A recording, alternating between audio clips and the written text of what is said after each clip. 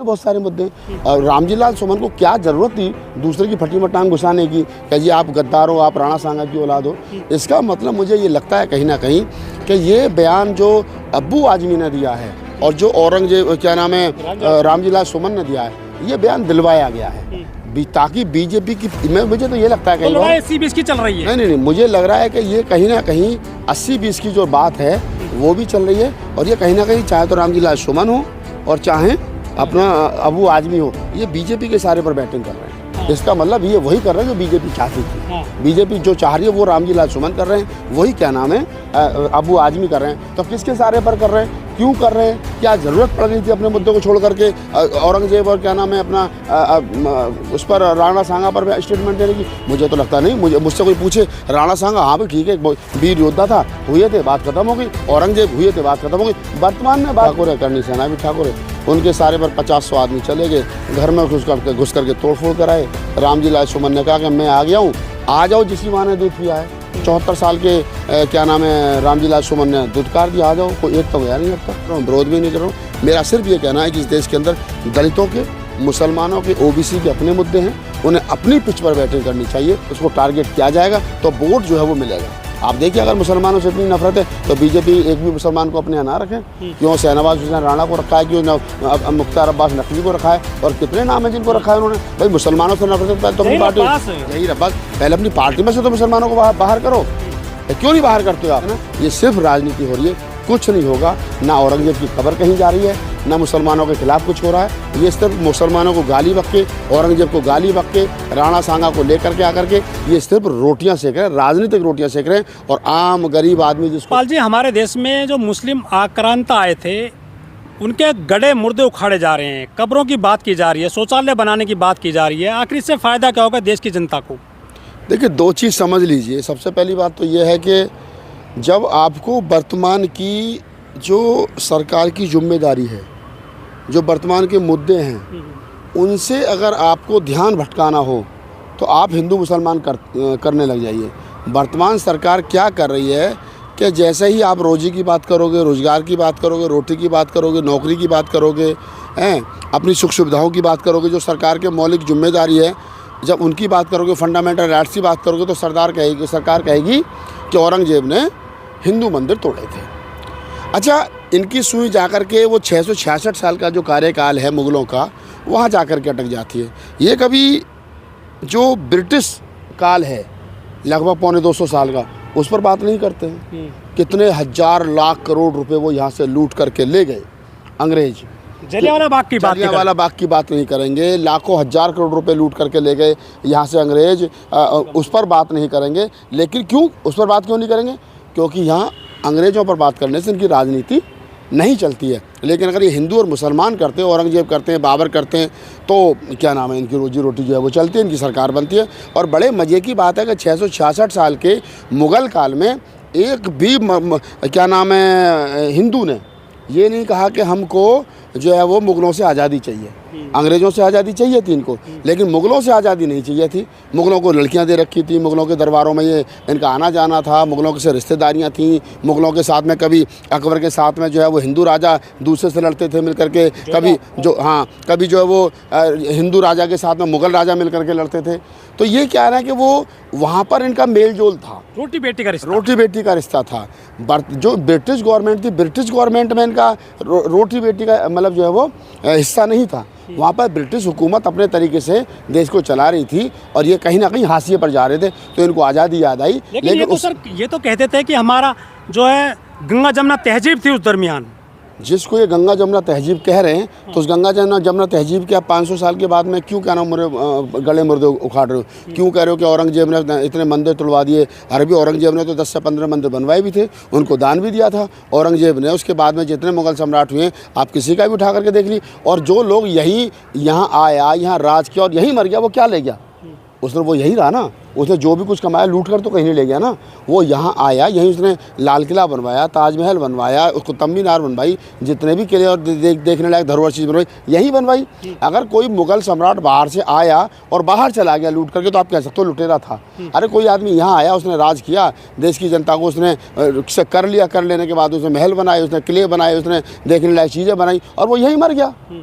तो वो कहाँ ले गया उसको, सोचने वाली बात ये भी है ना। तो मैं ये कहता हूँ कि उस समय के जो मुग़ल काल में, जिसको आप कहते हैं कि मुग़ल काल था, वो मुग़ल काल में चाहे तो अकबर की लड़ाई हो, चाहे शाहजहाँ की लड़ाई हो, चाहे औरंगज़ेब की लड़ाई हो, चाहे आप देखेंगे उधर जाएंगे तो मानसिंह की लड़ाई हो, चाहे जयचंद की लड़ाई हो, चाहे पृथ्वीराज चौहान की लड़ाई हो, चाहे महाराणा प्रताप की लड़ाई हो, चाहे राणा सांगा की लड़ाई हो, ये जितने राजा हुए, राजपूत राजा और मुग़ल राजा, ये राजाओं के बीच की लड़ाई थी, ये हिंदू और मुसलमान के बीच की लड़ाई नहीं थी और कतई नहीं थी। अगर ऐसा होता तो मुग़ल राजाओं के साथ में कभी हिंदू राजा नहीं लड़ते और हिंदू राजाओं के साथ में कभी मुग़ल राजा नहीं लड़ते। अगर किसी बड़े मुग़ल राजा को लड़ाना है और उसके खिलाफ अगर किसी छोटे मुग़ल राजा ने या छोटे हिंदू राजा ने, राजपूत राजा ने विद्रोह कर दिया तो उसका छोटे मुग़ल राजा साथ देते थे, क्योंकि बड़े मुग़ल राजा को हराना है। अगर किसी हिंदू राजा को हराना है तो उसके खिलाफ अगर मुग़ल राजा लड़ रहा है तो उसके खिलाफ हिंदू राजा भी लड़ते थे उसके साथ, मुग़ल राजा के साथ में। तो ये राजाओं की लड़ाई थी, ये हिंदू और मुसलमान की लड़ाई नहीं थी।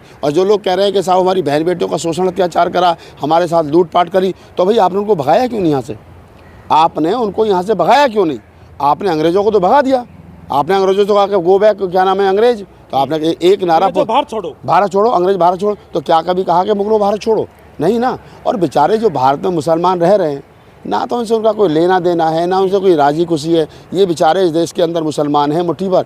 ये इस देश के अंदर इस्लामिक संस्कृति, तुम्हारे जातिवाद से परेशान होकर के, तुम्हारे छुआछूत से परेशान होकर के, तुम्हारे पाखंडवाद से परेशान होकर के इन्होंने बेचारों ने इस्लाम कबूल कर लिया, तो आप इनसे दुश्मनी निकाल रहे हो। आपने तो आज तक जातिवाद को नहीं छोड़ा। वो तो उनके कब्रों से दुश्मनी निकाल रहे हैं, जो कब्र बनी हुई हैं, उनके किले बने हुए हैं। मैं क्या कह रहा हूँ ओमदेव जी, क्योंकि यहाँ पर अगर ये हिंदू मुसलमान करते हैं तो इनकी सरकार बनती है, लेकिन अगर ये हिंदू और अंग्रेज़ करते, भारत और अंग्रेज़ करते, तो सरकार नहीं बनती, क्योंकि अंग्रेज़ यहाँ ही नहीं। अंग्रेज़ तो आए थे, 150-200 साल राज किया, लूट पाट के चले गए, बात ख़त्म हो गई। लेकिन मुग़लों के जो इस्लाम को मानने वाले लोग यहाँ रह रहे हैं, तो इस्लाम को मानने वाले लोगों के खिलाफ नफरत कैसे फैलाई जाए, उनकी वोटों का ध्रुवीकरण कैसे किया जाए, राजनीति कैसे की जाए, तो ये सारी बातें हैं ऑलरेडी।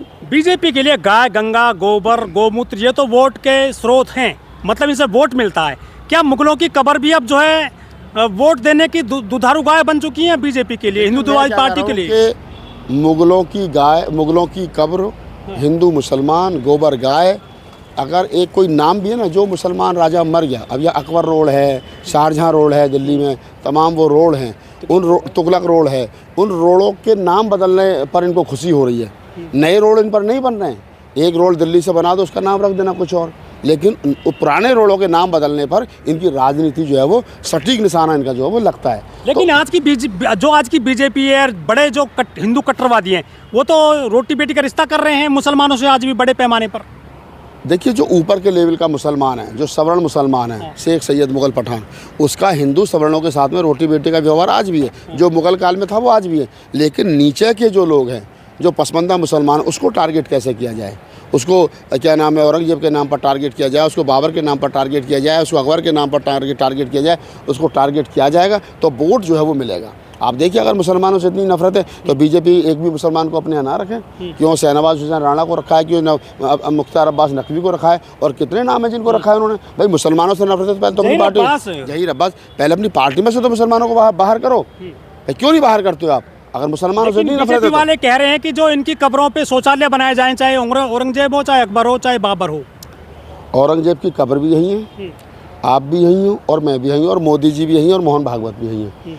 औरंगजेब की कब्र पर टॉयलेट बनाना या उस पर शौचालय बनाना तो दूर, अगर उस कब्र को ये चोट भी पहुंचा दें और उखाड़ भी दें तो आप मुझे आकर के बता देना। ये सिर्फ राजनीति हो रही है, कुछ नहीं होगा। ना औरंगजेब की कब्र कहीं जा रही है, ना मुसलमानों के खिलाफ कुछ हो रहा है। ये सिर्फ मुसलमानों को गाली बक के, औरंगजेब को गाली बक के, राणा सांगा को लेकर के आकर के ये सिर्फ रोटियां सेक रहे हैं, राजनीतिक रोटियां सेक रहे हैं। और आम गरीब आदमी जिसको इतिहास की समझ नहीं है, जो बेचारा ठेली रेहड़ी पटरी लगा करके अपना धंधा पानी चला रहा है, वो इसमें कहीं ना कहीं पिछ रहा है। लेकिन इस बार समाजवादी पार्टी ने दलित के कंधे पर बंदूक चलाई है।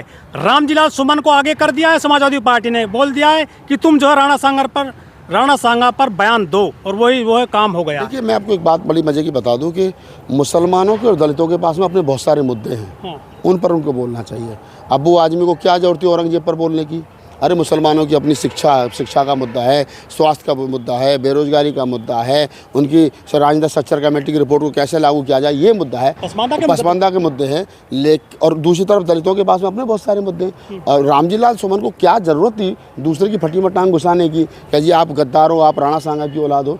इसका मतलब मुझे ये लगता है कहीं ना कहीं कि ये बयान जो अब्बू आजमी ने दिया है और जो औरंगजेब क्या नाम है रामजी लाल सुमन ने दिया है, ये बयान दिलवाया गया है ताकि बीजेपी की, मुझे तो ये लगता है कहीं 80-20 की चल रही है। नहीं, मुझे लग रहा है कि ये कहीं ना कहीं 80-20 की जो बात है वो भी चल रही है। और ये कहीं ना कहीं चाहे तो रामजी लाल सुमन हो और चाहे अपना अबू आजमी हो, ये बीजेपी के सारे पर बैटिंग कर रहे हैं। हाँ, तो ये जो है पूरा जो गेम है बीजेपी और समाजवादी पार्टी का लग रहा है कि आपको भी?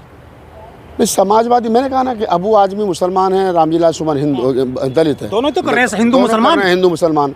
तीसरी पार्टी को मौका नहीं मिलेगा इनके बीच में? बता रहा हूं ना आपको, इनके पास तो अपने बहुत सारे मुद्दे थे। ये चाहते तो अपने मुद्दों पर बात करते, लेकिन ये बीजेपी के पिच पर जाकर के बैटिंग कर रहे हैं। इसका मतलब ये वही कर रहे हैं जो बीजेपी चाहती थी। बीजेपी जो चाह रही है वो रामजी लाल सुमन कर रहे हैं, वही क्या नाम है अबू आजमी कर रहे हैं। तो किसके सारे पर कर रहे हैं, क्यों कर रहे हैं, क्या ज़रूरत पड़ गई थी अपने मुद्दों को छोड़ करके औरंगजेब और क्या नाम है अपना उस पर राणा सांगा पर स्टेटमेंट देने की? मुझे तो लगता नहीं। मुझसे कोई पूछे राणा सांगा, हाँ भाई ठीक है, वीर योद्धा था, हुए थे, बात खत्म हो गई। औरंगजेब हुए थे, बात खत्म हो गई। वर्तमान में बात करो ना यार, वर्तमान में बात करो। नासा चांद पर स्पेस में से अभी सुनीता विलियम्स जो है वो कितने दिन रह करके आई और वो धरती पर आ गई।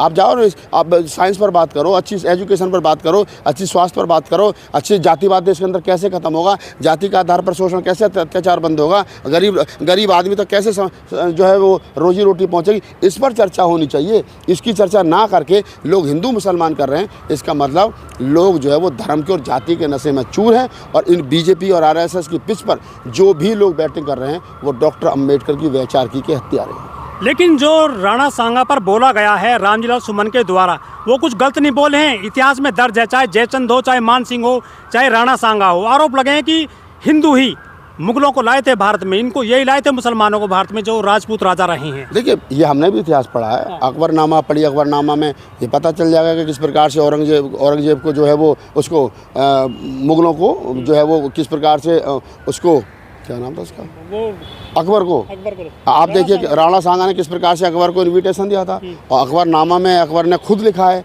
कि क्या नाम है, मुझे तो इनविटेशन राणा सांगा ने भेजा था। उन्होंने कहा था कि आप दिल्ली पर चढ़ाई करिए और मैं जो है वो राजस्थान की तरफ से आपका साथ दूंगा। बाद में राजस्थान की तरफ से उन्होंने साथ नहीं दिया, तो इसके लिए उन्होंने नाराज़गी भी जताई कि भाई तुमने हमारा साथ नहीं दिया। तो आप इन सारी चीज़ों को समझिए कि जो अकबरनामा से 500-550 वर्ष पहले लिखा गया है और उसमें अकबर खुद लिख रहा है कि उसने मुझे बुलाया था, तो आप इसको कैसे डिनाई कर सकते हो? तो ऐसे तो बहुत सारे, देखिए बहुत सारे आपको जब आप पढ़ेंगे तो आपको पता चल जाएगा। बहुत सारे मुगल राजा ऐसे थे जिनके पक्ष में हिंदू राजा लड़ते थे, हिंदू राजाओं के खिलाफ। बहुत सारे हिंदू राजा ऐसे थे जो मुगलों के खिलाफ लड़े तो उनके खिलाफ मुगल राजा लड़ते थे। तो वो राजाओं के बीच की लड़ाई थी, राजपाट की लड़ाई थी, उसमें हिंदू मुसलमान कहीं नहीं था। लेकिन समाजवादी पार्टी ने सर इस जो है, चाहे जसवीर धोबी हों जो नगीना के सांसद थे, उनसे बिल फड़वाया था आरक्षण में जो प्रमोशन का, फिर ये निशाने पर ले लिए रामजी लाल सुमन। ये जो समाजवादी पार्टी है हमेशा दलितों के कंधे पर बंदूक क्यों चला रही है पूरी राजनीति में? नहीं, वो चलवा क्यों रहे हैं? दूसरा सवाल ये भी ना है भाई, अगर वो चला रही तो आप क्या पागल हो, आप क्यों चलवा रहे हो? आपके पास में अपने टारगेट है क्या दलित? अब अगर रामजी लाल सुमन जैसा मतलब 70-75 साल का व्यक्ति भी सॉफ्ट टारगेट है तो मुझे तो नहीं समझता। रामजी लाल सुमन साहब इतनी लंबी राजनीतिक जीवन हो गया उनका, मुलायम सिंह के साथ ही रहे वो, और राजनीति को लोहिया और अम्बेडकर की राजनीति को समझते हैं, तो वो आदमी सॉफ्ट टारगेट हो सकता है, ये मुझे नहीं लगता है। और रामजी लाल सुमन ने तो एक बात और भी बड़े मजे की कही है, उन्होंने कहा है कि 84,000 बौद्ध स्तूप कहाँ गए? अगर आप मस्जिद के नीचे मंदिर ढूंढ ही रहे हो तो और थोड़ा सा खोद लो, बौद्ध विहार मिलेंगे हमारे। तो वो कहीं ना कहीं देखिए बुद्धिस्ट आदमी है, ठीक है, उन्होंने उनसे कहलवाया गया और उन्होंने कह दिया। बहरहाल बात उनकी भी ठीक है कहीं ना कहीं, लेकिन हमें ज़्यादा इतिहास के चक्कर में नहीं पड़ना चाहिए। इतिहास के पन्ने अगर आप कर दोगे तो फिर बहुत सारी बातें निकलेंगी। वहाँ ये भी पता चलेगा कि मुगल कितने बहादुर थे, और वहाँ ये भी पता चलेगा कि इस देश के राजपूत जो अपने आप को राजपूत कह रहे हैं वो कितने बड़े कायर थे कि 600-650 वर्ष तक मुगल ही राज कर गए। लेकिन रामजी लाल सुमन के घर पर तो हमला किया गया था, ये जो राजपूतों के संगठन है इनके द्वारा। एक करनी सेना है देश में कोई, उसके 50-100 आदमी पुलिस के सारे पर वहाँ चले गए। योगी जी भी ठाकुर है, करनी सेना भी ठाकुर है, उनके सारे पर 50-100 आदमी चले गए, घर में घुस करके तोड़फोड़ कराए। रामजी लाल सुमन ने कहा कि मैं आ गया हूँ, आ जाओ जिसी माँ ने दूध पिया है। 74 साल के क्या नाम है रामजी लाल सुमन ने दुदकार दिया, आ जाओ। कोई एक तो गया नहीं अब तक। तो पीठ पीछे किसी के घर में घुस के तोड़फोड़ कर दो पुलिस के इशारे पर, सरकार के इशारे पर, तो ये कोई बहुत बड़ी बात नहीं है। लेकिन रामजी लाल सुमन ने कहा कि मैं आ गया हूँ, अब आओ, अब देखेंगे। लेकिन तो फिर कोई नहीं दलित संगठन उनके साथ आ गए हैं इस मामले में। बिल्कुल आना चाहिए। अगर जाति की बात है तो फिर जातीयता के आधार पर हम भी रामजी लाल सुमन के साथ हैं। यादव क्यों नहीं है उनके साथ में? यादव भी हैं। देखिए रामगोपाल यादव उनके घर मिलने के लिए उनके पक्ष में स्टेटमेंट दिया है। राजकुमार भाटी जो समाजवादी पार्टी के प्रवक्ता उन्होंने पक्ष में स्टेटमेंट दिया है। उनकी तो पार्टी ने तो बात करेंगे। और अखिलेश यादव ने दिया है। तो अगर कोई संगठन समर्थन में आया तो विरोध में भी नहीं है, तो इसका मतलब समर्थन में। अगर कोई आदमी हमारा विरोध नहीं कर रहा है तो इसका मतलब मौन समर्थन कर रहा है, उसका दूसरा मतलब ये भी होता है। तो आप इस बात को समझिए कि रामजी लाल सुमन ने जो कहा है उसके वर्तमान में मायने सिर्फ इतने ही हैं कि अबू आजमी और रामजी लाल सुमन की स्टेटमेंट का मैं समर्थन भी नहीं कर रहा हूँ, विरोध भी नहीं कर रहा हूँ। मेरा सिर्फ ये कहना है कि इस देश के अंदर दलितों के, मुसलमानों के, ओबीसी के अपने मुद्दे हैं, उन्हें अपनी पिच पर बैटिंग करनी चाहिए। हिंदू मुसलमान की पिच पर जाकर अगर आप भी बैटिंग करोगे तो मुझे लगता है कि आप फिर आरएसएस की पिच पर बैटिंग करें। धन्यवाद। Thank you.